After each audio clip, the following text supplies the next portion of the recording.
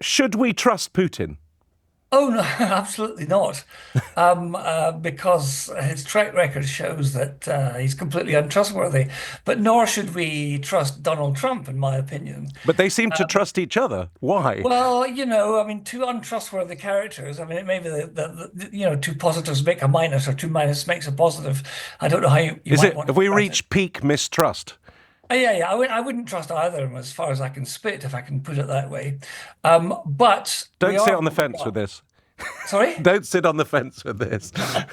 Well, no, I mean, I wouldn't trust either of them because I think they are both of them are not even on a nodding acquaintance with the truth when it comes to their public pronouncements, and everything they say has to be taken with a pinch of salt, or otherwise we get dragged into a rabbit hole where untruths just sort of rule the world. So no, I wouldn't trust either of them. So let's break this down for a bit then. So what's the point of these peace talks, really? I mean, for one moment, we're having people negotiating for a time without Zelenskyy being involved. Then we are now bringing in both. But if he cannot be trusted in any way whatsoever, and he's not going to uphold anything he agrees, what's the point? Well, I think that, the one thing I will say about Donald Trump is that I think he is genuine in his desire to bring peace to the Ukraine-Russian war. Why? Why do you think that? I mean, why? Because Do you think specifically? I mean, do you think he's just someone who, he does go on about he's being the president that's never had a war under him, and he doesn't want wars? But do you think he has a specific interest in the Ukraine area? Well, he does. I think everyone knows that he's interested in the rare earth metals that he wants to have as part and parcel of the negotiating thing. But I do think that his desire for peace is actually genuine. And we could argue till the cows come home about the way he has gone about it, which personally I find quite distasteful. But at some point, conflict in Ukraine, which has cost so many lives on both sides, has got to come to an end. And the end will always be negotiations. And negotiations will always involve compromise. So at some point, people have got to start giving ground. And at the moment, I think that Putin has been blindsided by the joint US Ukrainian peace offer, ceasefire for 30 days, land, sea, and air. And Putin has been taken by surprise for that. And he's trying to think of any excuse why that should not be agreed to. So the ball, and as Trump said, the ball is in his court. And if he doesn't want to enter negotiations, then he's the guy that doesn't want the war to end. So it was interesting. I was talking to Patrick Mercer last week on LBC about what it was that Russia wanted, what Putin wanted, and there's one feeling that when he went in, he wanted all of Ukraine and he'd end up on the Polish borders and stuff. But Patrick Mercer's view was that essentially Russia has the parts of Ukraine, forgetting maybe the Kursk pocket or whatever, but most of the Ukraine territory that it wanted. So why would he not want to end the war, Putin?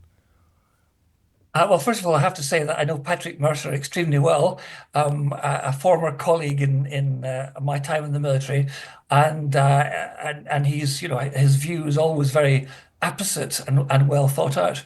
I think that Putin has entered the war. If we go back to and again, I'm speculating here because no one really knows what's going on inside his head. But his plan was to decapitate the Kiev leadership, Zelenskyy, replace it with a puppet government, and reabsorb Ukraine into Greater Russia. That is just not going to happen. And so, if that was his aim, then he's losing the war by not winning. And as I've said many times before, Ukraine is winning the war by not losing because it has, to this point, maintained its sovereignty as an independent nation. So we're at a stalemate, and Putin will lose a huge amount of face That's uh, interesting.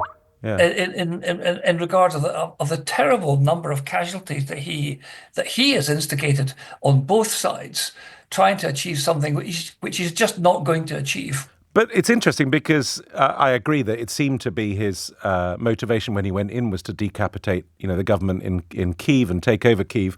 But the other one was basically to reclaim land that he felt was essentially part of Russia and has Russian speakers in it, and that he has done. So would it be so much, if it ended as it is now, and it ended with Russia essentially owning half of Ukraine. Surely that could be seen as something of a victory. Well, yes, I mean, a victory insofar as he may have made gains for Russia, but he hasn't achieved his war aim. So it's not a glorious victory for the No, it's motherland, not a you mean? glorious. Yeah. Well, it's very much a Pyrrhic victory. Yeah. And I think that, I mean, the strategic prize in Ukraine is Crimea.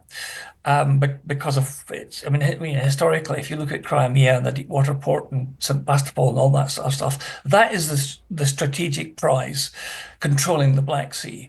And whether the Russian-speaking regions of Donetsk and Luhansk oblasts are equivalent of Crimea, I don't think they are at all. First of all, they're destroyed. The industrial areas that were there previously have been basically leveled, and so there's nothing there to be gained. And I think if you were to say to Zelenskyy, give up Donetsk and Luhansk, and we'll give you back Crimea, or even part of Crimea, then I think that would be a very attractive offer. Well, I think that'd be a massively attractive offer, but that's not on offer, is it? I mean, Not yet. Not yet. But do you think that's a realistic? I mean, firstly, is that a realistic thing? Because to me, I mean, obviously, I'm no expert whatsoever, but to me, what seems is going to happen is that they're going to use the river as the dividing line, essentially on the situation they have now. But also, there is this problem, and what we're asking people, even if they agree on something, what's the point if you can't trust Putin to keep his commitments? Well, I mean, that's the next stage. I mean, the first thing That's a big stage. Yeah, I mean, the first thing that has to happen is that fighting has to stop, because you can't have peacemaking or peacekeeping without a cessation of hostilities. So if we were to assume that a ceasefire was to come into place, then the next thing would be, how can we intervene between the two former battlefield enemies to ensure that that doesn't continue? And the answer is, of course, as Sir Keir Starmer has suggested, amongst others, is that some sort of peacekeeping force be introduced to Ukraine between the two opposing forces. That's a difficult one because it depends where the peacekeeping troops come from. Because if they come from Europe or Western Europe, then Putin will see that as another impingement on his influence.